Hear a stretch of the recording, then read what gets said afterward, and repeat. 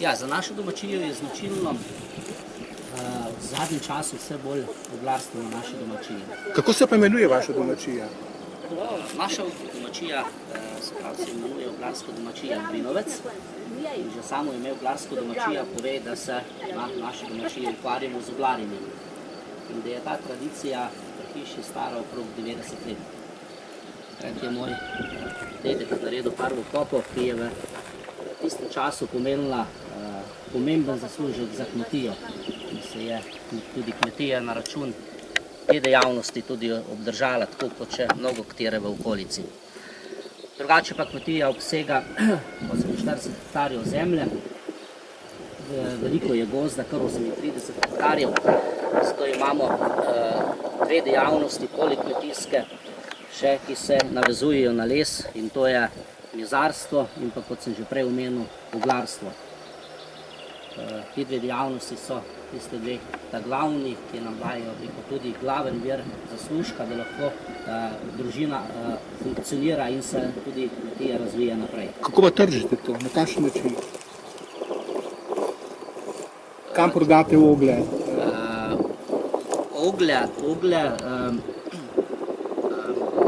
Oglarstvo je bilo vse do pred 8-9 let na naši kmetiji izgledala tako, da je šlo zgolj za samo proizvodnjo in prodajo oglja. Potem pa smo videli, da je tle še neka rezerva, se pravi možnost dodatnega vira zaslužka, in na osnovi tega razmišljanja smo tudi razvili še dodatno dejavnost, se pravi izvajanje učnih programov za osnovne šole, kasneje tudi za predšolske otroke in pa tudi še kasneje za ostalo populacijo, se pravi za starejše. Kaj jim predstavite tem otrokom? Kaj jim pokažete? Otroci preko tega programa pri nas spoznajo poklic oglarja, se pravi poklic človeka, ki je tesno povezan z naravo, z življenjem v naravi, in ta njegov način življenja, moram reči, da je otrokom zelo zanimiv in da se v vlogi oglarja tukaj v tem 3-urnem programu otroci naučijo odnosa do narave, spoznajo veliko o samem gozdu, največ časa pa posvetimo oglarjenju in otroci so v teh urah res pravi oglarji, kajti pripravljajo les, delajo svojo kopo, rišijo z ogljem, na ognjišču si pripravimo tudi malico, skratka spoznajo. Verjetno oglarsko. Ja, seveda, ta malica je oglarska. Ali lahko malo opišete, to je zelo zanimivo. Ja, oglarska malica drugače izgleda tako, konkretnega recepta ni, ker oglar si je pripravljal malico na osnovi tistega, kar je v gozdu dobil. In to je bilo naprej neznano. Aha, kaj pa je običajno sedaj? Sedaj pa je običajna oglarska malica, oglarski golaž, ali pa si sami spečejo nad ognjiščem klobase, hrenovke in podobno. No, zdaj pa nadaljujeva naprej, kaj še otrokom razložite in poveste in pokažete. Ja, z otroci si ogledamo tudi film o oglarjenju, se pravi vse v trenutku, ko mi posekamo drevo, kako spravljamo les iz gozda ven na prostor, kjer zlagamo kopo, kako kopo sestavimo, kako jo kuhamo, kako jo podiramo in vse do takrat, ko je oglje pripravljeno na žar. Verjetno je med otroki oziroma učenci zelo veliko zanimanje, ko to delajo oziroma ko to delate.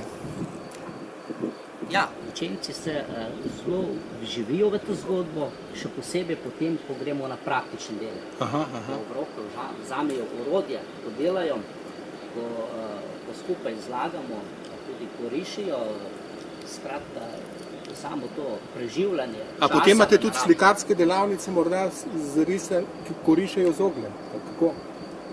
Ja, risanje z ogljem je del našega programa. Kolikor pa se pokaže zanimanja, pa se pripravljajo tudi te delavnice kot samostojni program. Nadaljujeva naprej, kaj še otrokom pokažete in poveste?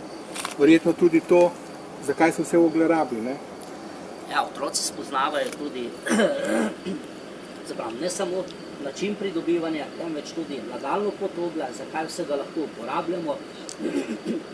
In glede na to, da otroci vejo le, da je to, pa še to ne vsi, da vejo, da je to za peko na žaru, kasneje vidijo, da je to neka širša uporabnost oglja.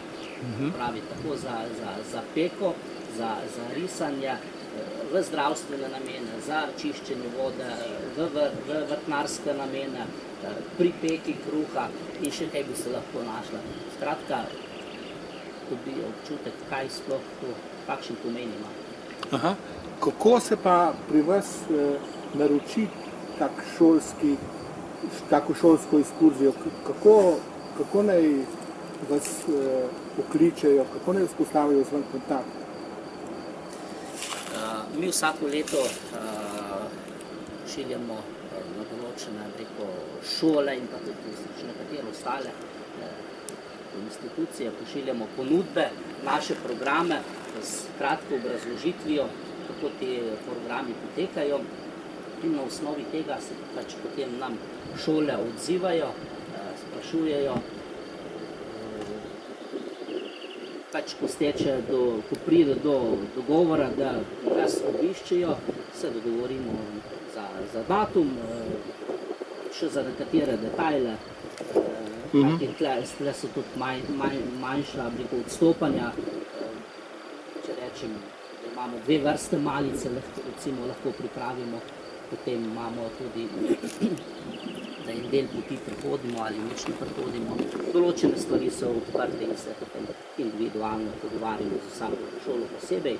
In ko je dogovor sklenjen, otroci pridejo do nas.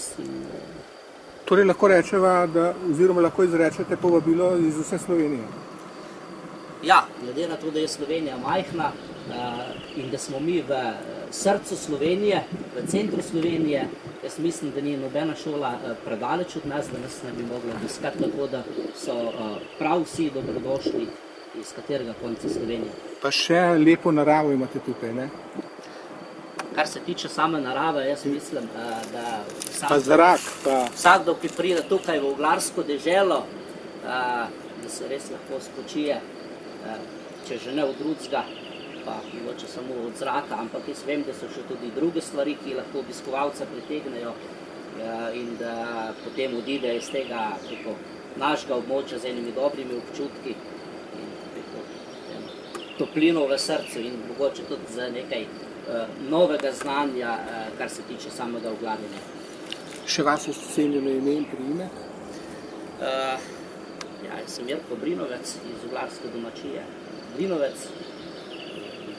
Tukaj pri samem programu pa sodeluje še ostali člani moje družine. Koliko jih pa je?